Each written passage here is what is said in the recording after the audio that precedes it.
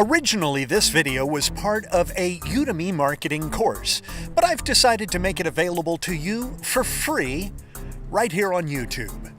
Don't forget, everything we talk about in Section 4 is related to the sales funnel and how we're going to fill the top of that sales funnel up in order to get you more business. In this lecture, it's all about Facebook, and there's a couple of things you need to know about Facebook. One is, over the last few years, the organic reach of business posts has been cut drastically every year. Last year, it fell by 52%. Now, there are a couple of reasons for this. One is the amount of competition for any given post. There are more and more people joining Facebook. More of those folks are making posts every day, and all of those posts are competing for the attention of your customers. The other reason, of course, is Facebook wants money and they want you to pay. And we're going to talk about some of that in this lecture. It's 4.9, Facebook.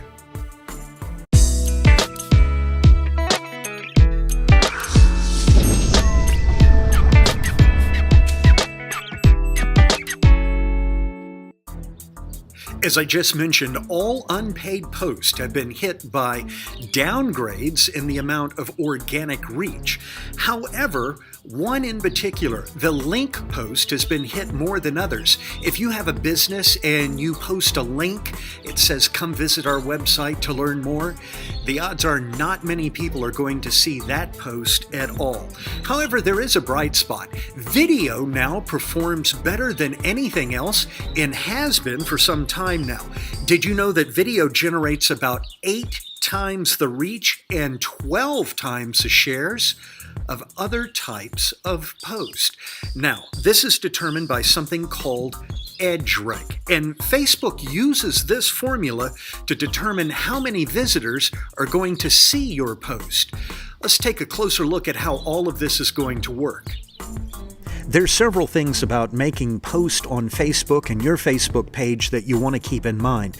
One of the most important is to engage your friends, the fans on your page. And the reason for that is the more often you engage them, the more often your post will show up on their page. And remember, we visit other friends' pages from time to time, and other people will see that post. Also, by engaging people on your page, it will make your post be seen on more pages.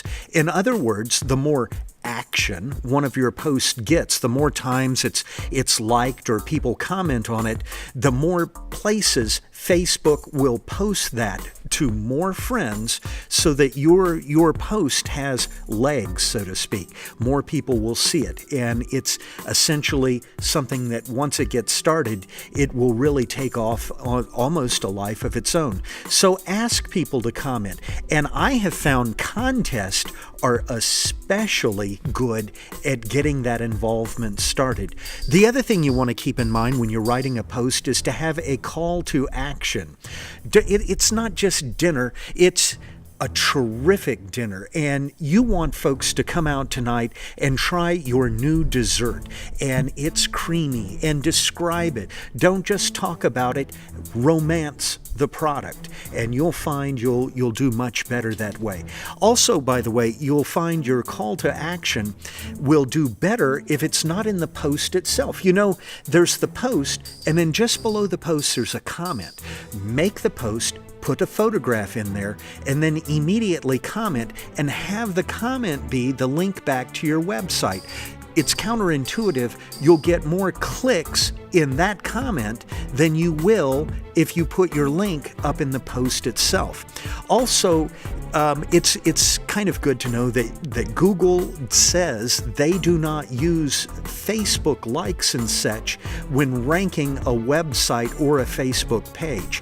However, you will find the more people who link back to your site, even from Facebook, the higher ranked your website will be. So it is worth your time to work towards those links, even though Google doesn't count the likes. As organic reach continues to decline year after year, you really don't need to be able to see into the future to understand that in a short time you're going to have to pay for anyone to see anything your business posts. Now, with that in mind, it's important that we take a moment to look at Facebook advertising. This is my personal Facebook page, and what I wanted to show you is up here. There is a downward pointing triangle, and I want to drop down to an area called Manage Ads. And under the Ad Manager, we'll see a list of campaigns that we've run in the past, different things that I've tried over time, and you'll see in the last couple of days I haven't spent any money, but I do from time to time. One of the areas I would like to introduce you to is under Tools, and it's called Audiences. In this area, we want to create a custom audience.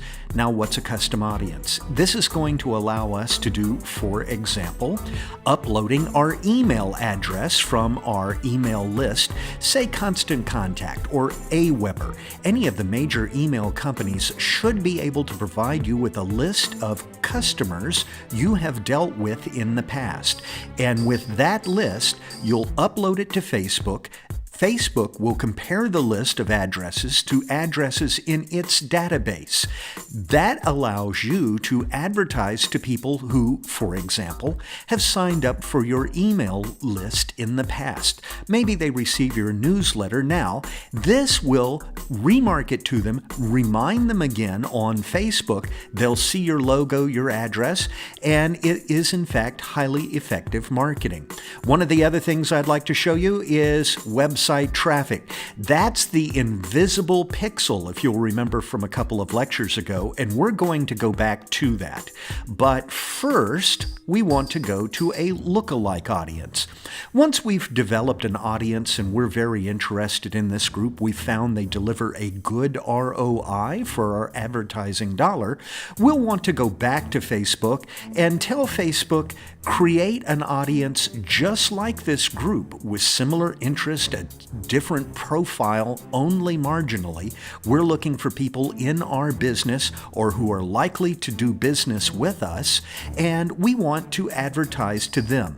Facebook will take the information contained in the database of individuals in your current audience and create a lookalike audience. I hope that makes sense to you. But this is a terrific thing in order to expand your database. Go to lookalike audience and upload an audience that has done well for you in the past. If you remember just a few moments ago, we were over under the Tools section in Custom Audiences. This time we want to drop down to Pixels. We're going to create an invisible pixel. The first time you access this page right here, there'll be a pop-up, and the pop-up will ask you if you want to create a pixel. Of course, you'll say yes, you do, and you'll be given a code. This process is amazingly simple, but unfortunately, you can only have one pixel per ads account. Therefore, I can't show you that particular process, but it's terribly simple. Now that we've got our pixel, we want to install the pixel on the website. All we're going to do is copy the code and install it by pasting it into the head section of the website. The code is right here, and it is absolutely a simple copy and paste process.